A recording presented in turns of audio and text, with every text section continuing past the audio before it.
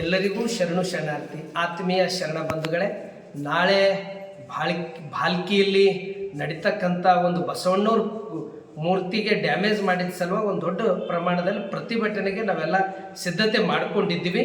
ಅದರಲ್ಲಿ ವಿಶೇಷವಾಗಿ ಕಿರಣ್ ಖಂಡ್ರೆ ಅವರ ಅಧ್ಯಕ್ಷತೆಯಲ್ಲಿ ಈಗ ಎಲ್ಲವೂ ಸಿದ್ಧತೆ ಆದಾಗ ಅಲ್ಲಿ ಅದು ಪೊಲೀಸ್ ಅಧಿಕಾರಿಗಳು, ವಿಶೇಷವಾಗಿ DVSP ಅವರಾಗಿರ್ತಕ್ಕಂಥ ಶಿವಾನಂದ ಪಾವಡ್ ಶೆಟ್ಟಿಯವರು ಯಾರು ಆ ಮೂರ್ತಿಯನ್ನು ಡ್ಯಾಮೇಜ್ ಮಾಡಿದವರು ಅವರನ್ನು ಬಂಧಿಸಿದ್ದಾರೆ. ಅದನ್ನು ತಿಳ್ಕೊಂಡು ನಾವು ಆ ಪ್ರತಿಭಟನೆಯನ್ನು ಹಿಂದೆ ಪಡ್ಕೋತಾ ಇದ್ದೀವಿ. ಇದಕ್ಕೆ ಎಲ್ಲ ಬಸವಾಭಿಮಾನಿಗಳು ಸಹಕಾರ ಕೊಡಬೇಕು. ಇಂಥ ಘಟನೆಗಳು ಎಲ್ಲೂ ಕೂಡ ಆಗಬಾರ್ದು ಅನ್ನೋದೇ ನಮ್ಮೆಲ್ಲರ ಒಂದು ಕಳಕಳಿ ಇದೆ. ಅದಕ್ಕೆ ಈಗಾಗಲೇ ಅಂಥವರನ್ನು ಬಂಧಿಸಿದ್ದಾರೆ.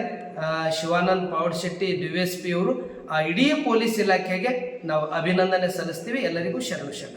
ದಾಡಿಗೆ ಗ್ರಾಮದಲ್ಲಿ ವಿಶ್ವಗುರು ಬಸವಣ್ಣನ ಮೂರ್ತಿಯನ್ನು ಭಂಗಗೊಂಡಿರುವುದ ನಿಮಿತ್ತವಾಗಿ ನಾಳೆ ನಾವು ಏನು ಬೃಹತ್ ಪ್ರತಿಭಟನೆ ಕರೆ ಕೊಟ್ಟಿದ್ದೇವೆ. ಆದರೆ ಸರ್ಕಾರ ಎಚ್ಚೆತ್ತುಕೊಂಡು ಪೊಲೀಸ್ ಅಧಿಕಾರಿಗಳು ಒಂದು ಒಳ್ಳೆಯ ಕಾರ್ಯಗಳನ್ನು ಶ್ಲಾಘನೆ ಮಾಡಬೇಕಾಗ್ತದೆ. ನಾವು ಅವ್ರದ್ದು ಮಾನ್ಯ DSP ಸಾಹೇಬರು ಹೀಗೆ ದೂರವಾಣಿ ಮುಖಾಂತರ ಪೂಜ್ಯರಿಗೆ, ಬಸವಲಿಂಗ ದೇವರಿಗೆ, ಗುರುಬಸವರಿಗೆ ನಮ್ಮ ಮುಖಾಂತರ ಮಾತನಾಡಿ ನಾವು ಆರೋಪಿಗಳನ್ನು ಹಿಡಿದಿದ್ದೇವೆ ಅಂದ ಕಾರಣಕ್ಕಾಗಿ ನಾವು ಈ ಪ್ರತಿಭಟನೆಯನ್ನು ಹಿಂದೆ ತೆಗೆದುಕೊಳ್ತಾ ಇದ್ದೇವೆ.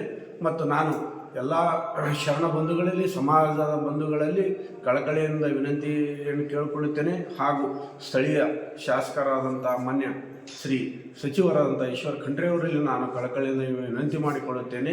ಇಂಥ ಘಟನೆಗಳನ್ನು ಮರುಕಳಿಸದಂತೆ ತಾವು ಪೊಲೀಸ್ ಅಧಿಕಾರಿಗಳಿಗೆ ಎಚ್ಚೆತ್ತೆ ಕೊಡಬೇಕು.